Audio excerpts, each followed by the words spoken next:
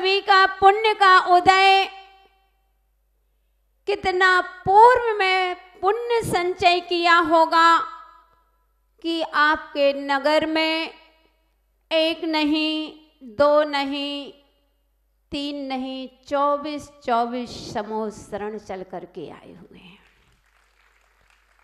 कहते हैं तीर्थ कभी बनाए नहीं जाते हैं, जे गुरु चरण जहां पड़े जग में तीर्थ हो।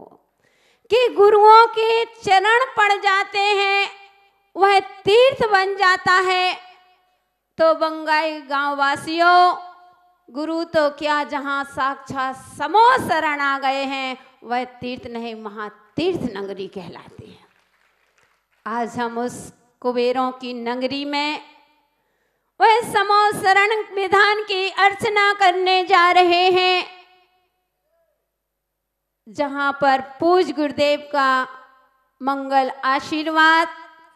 और बंधुओं, मुझे गिरनी यारिका सुपाशमती माता जी का आज मैं स्मरण जब से बैठी हूँ मात्र सुपाशमती ही दिख रही है, क्योंकि जब उनकी स्वर्ण जयंती जयपुर में हुई थी, मेरा भी चतुर्मास जयपुर में चल रहा था। माता जी की स्वर्ण जयंती में हम लोग भी शामिल हुए थे। तो माता जी ने उस स्वर्ण जयंती में और जो जयपुर का 200 साधुओं का युग प्रतिक्रमण का आयोजन रखा गया था, तो माता जी का निर्देशन लेने गए थे, आशीर्वाद लेने गए थे।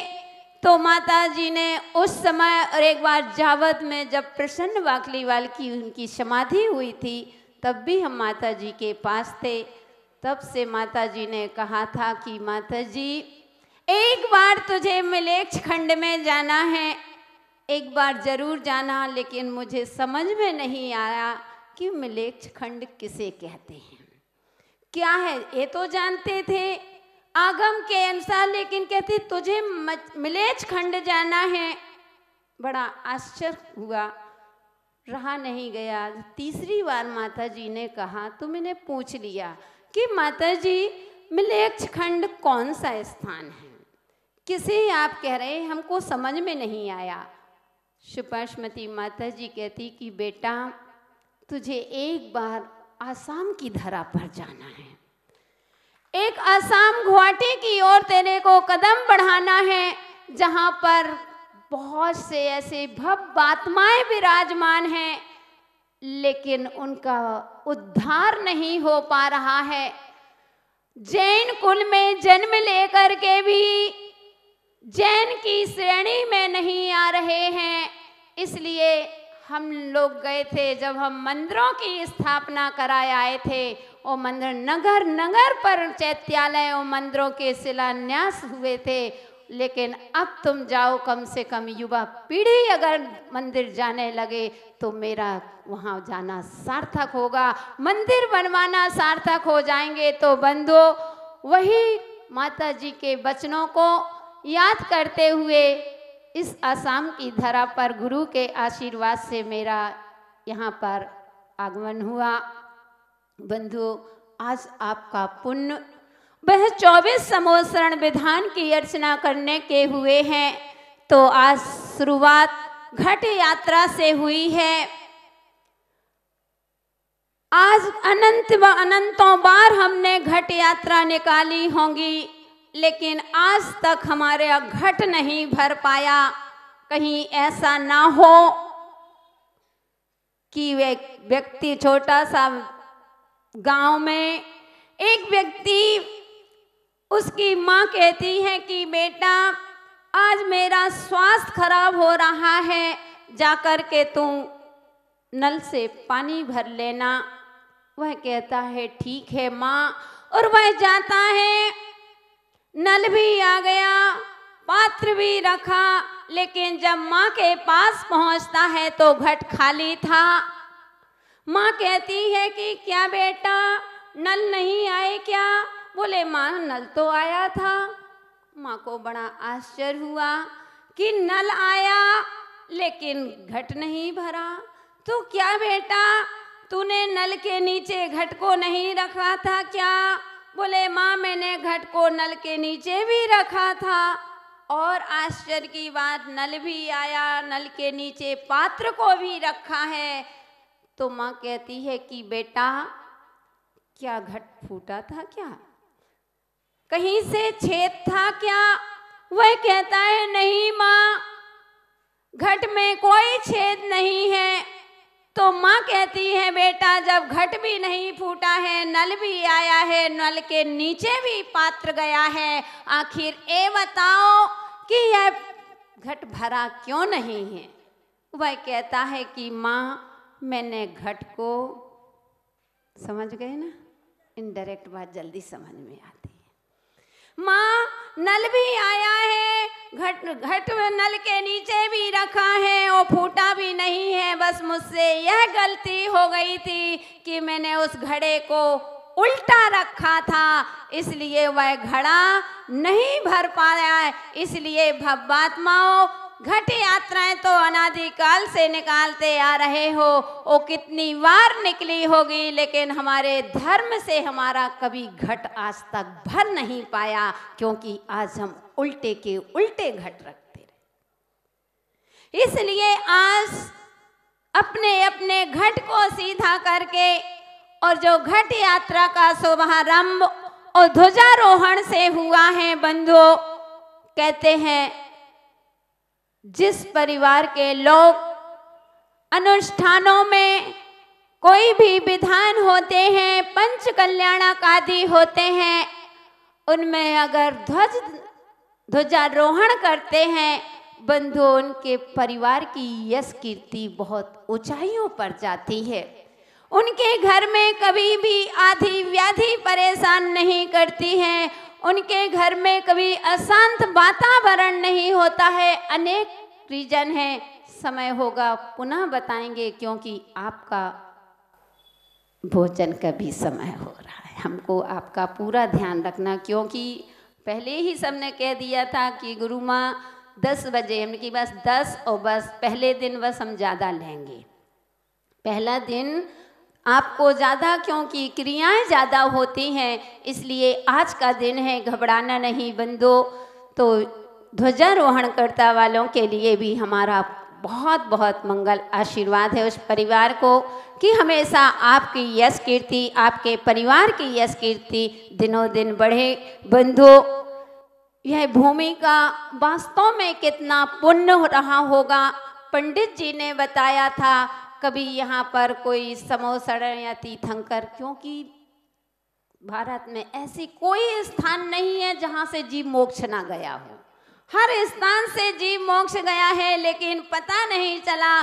तो बंधु, इस भूमि का जिसने ये 24 संवत्सरण के लिए यह जमीन दी है, वह परिवार कितना पुण्यशाली होगा बंधु। और उन्होंने ही इस 24 संवत्सरण विधान का उद्घाटन भी किया, और मैन संवत्सरण का भी उद्घाटन किया, और चक्रवर्ती बन करके वह परिवार पूजन करेगा बंधु।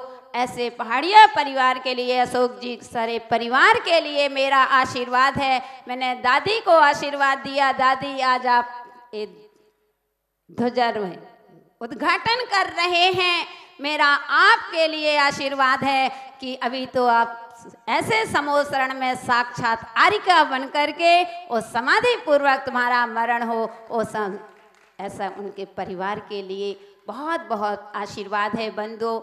और सभी को मालूम है, सरिता जी तो वैसे ही कुछ दिन बाद साक्षात समोसरण में आरिका बन के बैठने वाली हैं। ऐसे परिवार के लिए भी हमारा बहुत बहुत मंगल आशीर्वाद है।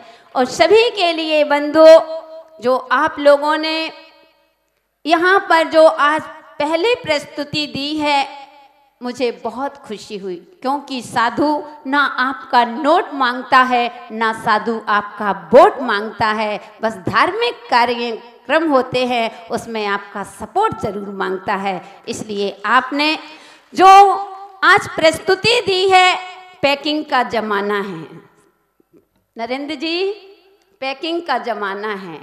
पैकिंग अच्छी होती है पंडित जी तो माल जल्दी निकलता है, और पैकिंग घटिया हो जाए तो माल जल्दी नहीं निकलता भी अच्छा माल हो।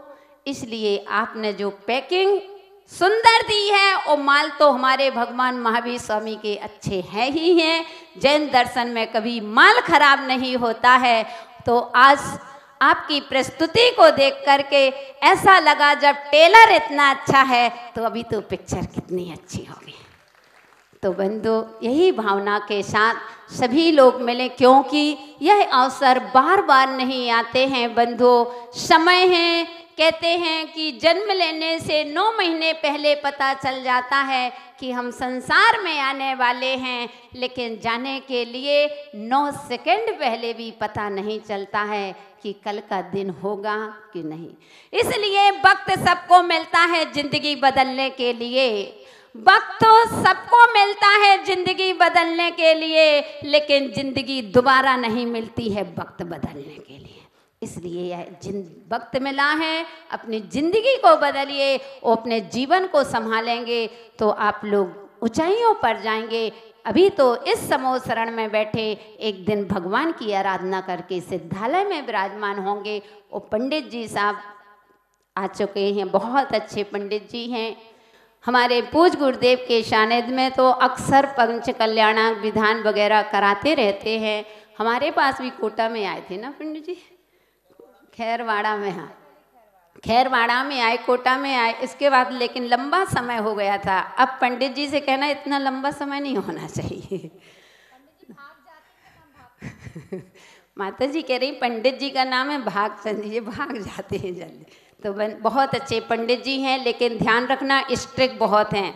भले छोटे दिख रहे हैं लेकिन विचार इनके बहुत ऊंचे हैं।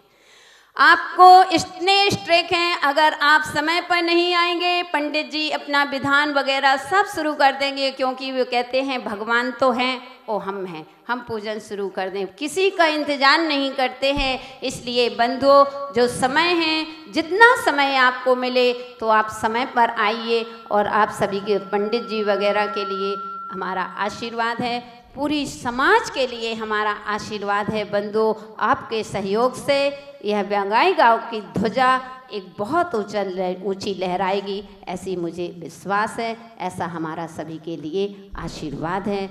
जो भी जितने पात्र वगैरह बने हुए हैं उन सभी के लिए आशीर्वाद। जिन जिन ने अपनी चंचला लक्ष्मी का सदुपयोग किया है उनके लिए भी आशीर्वाद। जय मंगली भूदानम विमलाणं नाणिदंसनमयाणं तैलोयसेणाणं नमोषया सव्यसिद्धाणं नमो अरिहन्ताणं नमो सिद्धाणं नमो आयर्याणं नमो वज्रायाणं नमो लोये सव्यसाहुणं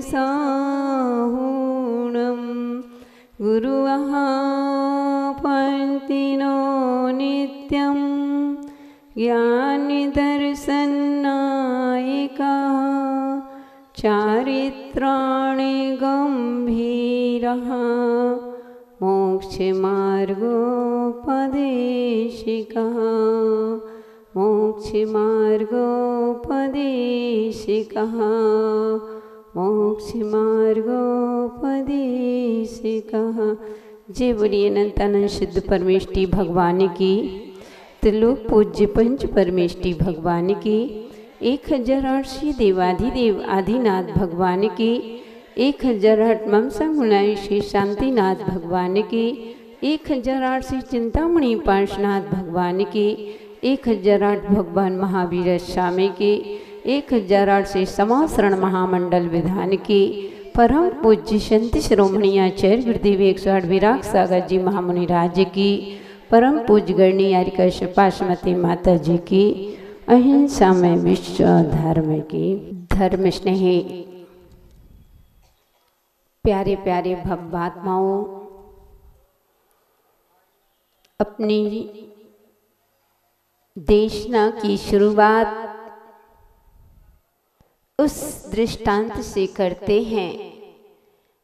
एक राज दरबार में राजा ने मंत्री को बुलाया और मंत्री से कहा कि हे मंत्री, मेरे मन में कुछ प्रश्न उठे हैं, आप मेरे प्रश्नों का समाधान कीजिए और अगर नहीं बनता है तो ध्यान रखें कि तुमको सूली की सजा दी जाएगी।